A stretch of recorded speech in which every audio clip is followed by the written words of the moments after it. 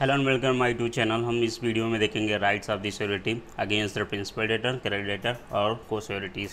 Mean जो sureties है वो श्योरिटीज़ को कौन कौन से राइट्स प्रोवाइड की गई हैं इंडियन कॉन्ट्रैक्ट एक्ट में अगेंस्ट प्रिंसिपल डेटर, क्रेडिटर और को श्योरिटीज़ की।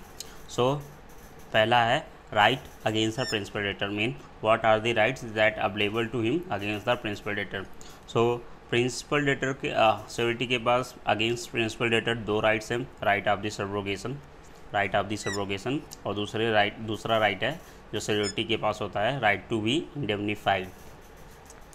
सो subrogation is the substitution of one person और the thing according to it after the surety pays the guaranteed debt or performs the guaranteed duty, he can avail every right which the creditor had against the principal debtor। देखिए substitution क्या होता है ये समझ लेते हैं। Substitution जैसे Pepsi का सब्सटीट्यूशन कोका कोला है, डोमिनोज का पिज़्ज़ा हट है, तो ये होता है सब्सटीट्यूशन। इन केस जब प्रिंसिपल डेटर डिफ़ॉल्ट कर जाता है अपने अपने डेप्थ को पे करने में या फिर अपने ड्यूटीज़ को परफॉर्म करने में, उस केस में जो लाइबिलिटीज़ अराइज होती है वो श्योरिटी की होती है कि उन लाइबिलिटीज़ को फुलफ़िल करे जो प्रिंसिपल डेटर के अगेंस्ट में था। अगर श्योरिटी उन गारंटीड डेप्थ को या फिर उस गारंटीड ड्यूटी को परफॉर्म कर देता है या पे कर देता है, तो उसके पास सारी राइट्स आ जाएंगी जो क्रेडिटर के पास होती हैं अगेंस्ट द प्रिंसिपल डेटर। अगर श्योरिटी गारंटीड डेब्ट को पे कर देता है या फिर गारंटीड ड्यूटी को परफॉर्म कर देता है, तो जो क्रेडिटर के पास राइट्स होती हैं against principal debtor in case of default जो ले सकता है क्रेडिटर अगेंस्ट प्रिंसिपल डेटर, वो सारी राइट्स श्योरिटी के पास आ जाती हैं। हम इसे एग्जांपल से समझते हैं। जैसे मान लीजिए ये जो शूज़ है ये है rights against the principal debtor. मतलब अगर प्रिंसिपल डेटर डिफ़ॉल्ट करता है तो क्रेडिटर क्या क्या राइट्स ले सकते हैं वो इस शूज़ में मान लीजिए डिफ़ाइन है।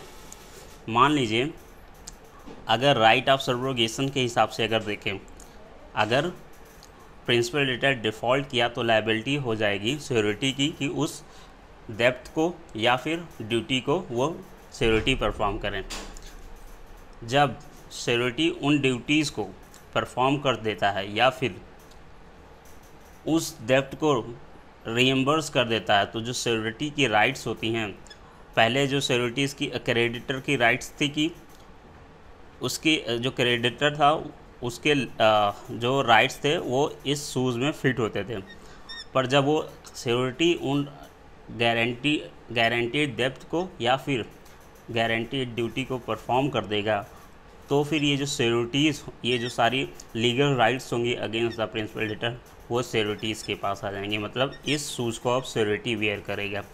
In other words the surety step into the shoes of the creditor. मतलब जो भी क्रेडिटर के पास राइट्स थे वो अब श्योरिटीज़ के पास ट्रांसफ़र हो जाएंगी। जो दूसरी राइट है, राइट टू बी इंडेमनीफाइड, जो सेक्शन 145 में डिफाइन है। in every contract of guarantee there is an implied promise by which the principal debtor indemnify the surety, and the surety is entitled to recover from the principal debtor whatever the sum he rightfully paid under the guarantee, but no sum which he had paid wrongfully। मतलब in case principal surety को कोई भी loss होता है या फिर damage होता है इन कॉन्ट्रैक्ट ऑफ गारंटी, तो उस केस में जो प्रिंसिपल डेटर है वो अंडर ऑब्लिगेशन है कि वो श्योरिटी को इंडेमनीफाई करेगा, कंपनसेट करेगा, सिर्फ उन्हीं एक्ट के लिए जो उसने राइटफुली परफॉर्म किए हैं। प्रिंसिपल डेटर उन एक्ट्स के लिए नहीं इंडेमनीफाई करेगा जो श्योरिटी ने रॉन्गफुली परफॉर्म किए हैं। सिर्फ उन्हीं एक्ट्स के लिए प्रिंसिपल डेटर इंडेमनीफाई करेगा जो एक्ट्स श्योरिटी ने राइटफुली परफॉर्म किए हैं।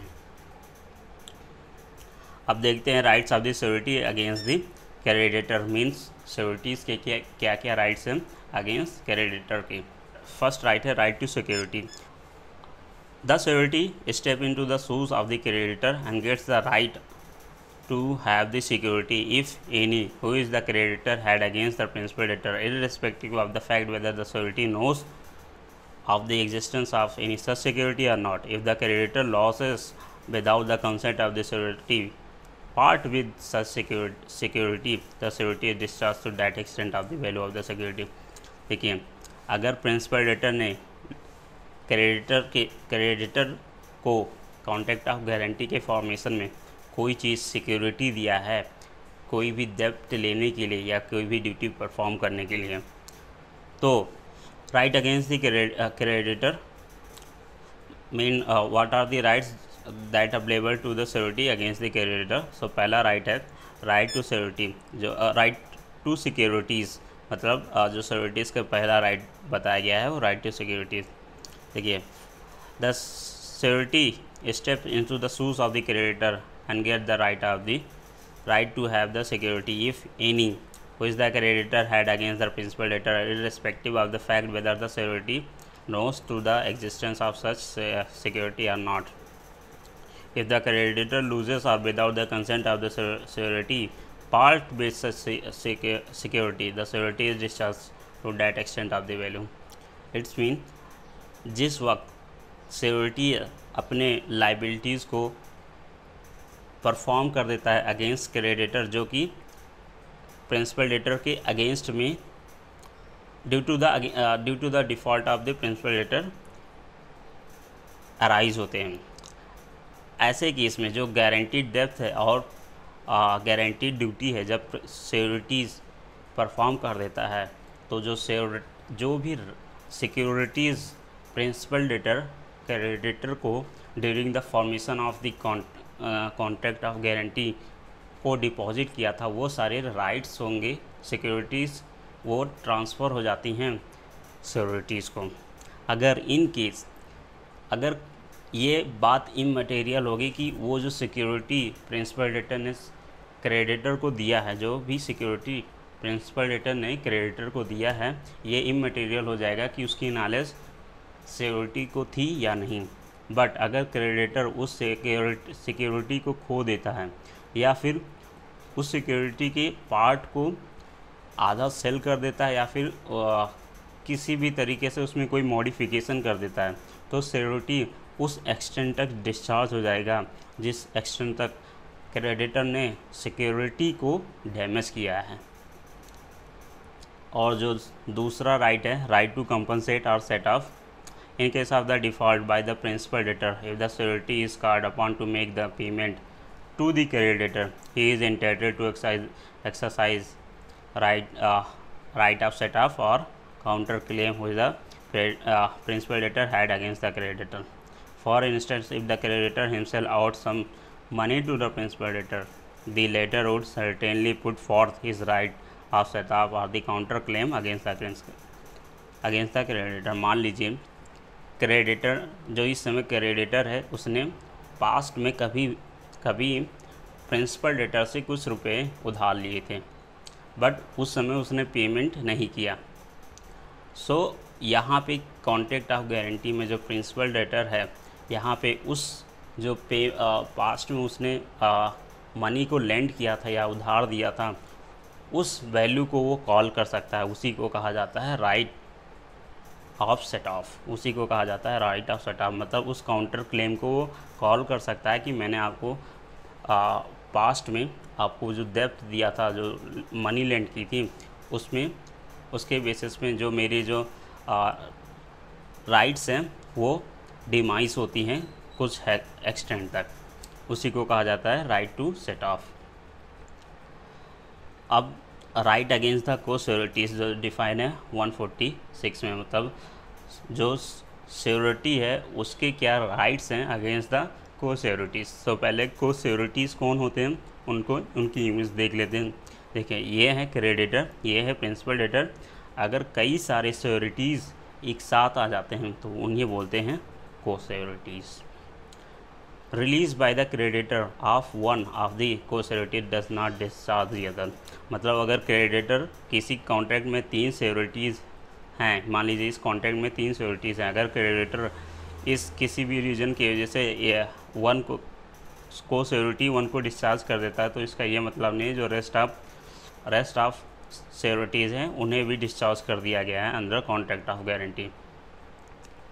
Neither does it free the security so released from the responsibility of the other responsibility to the other.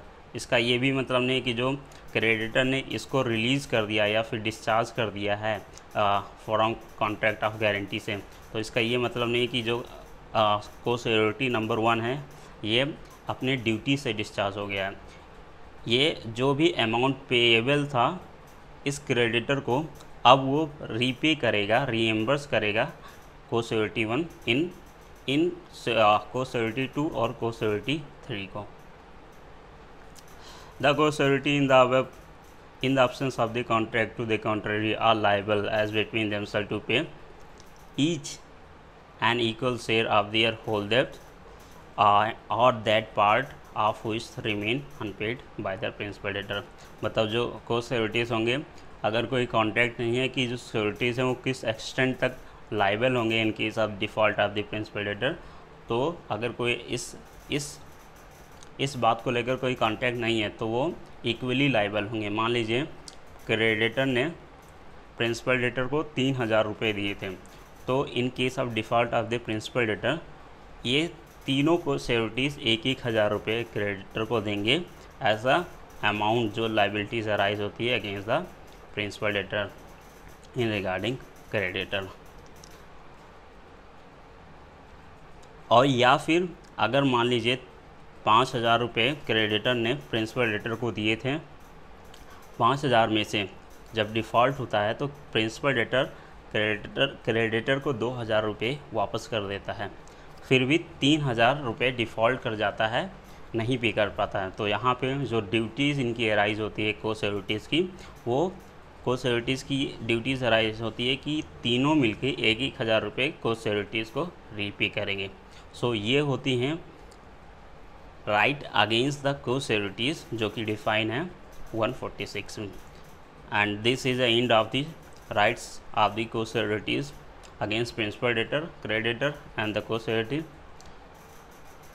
Now it's time to say goodbye until we meet in the next video. Till for like, share and subscribe and stay tuned with us.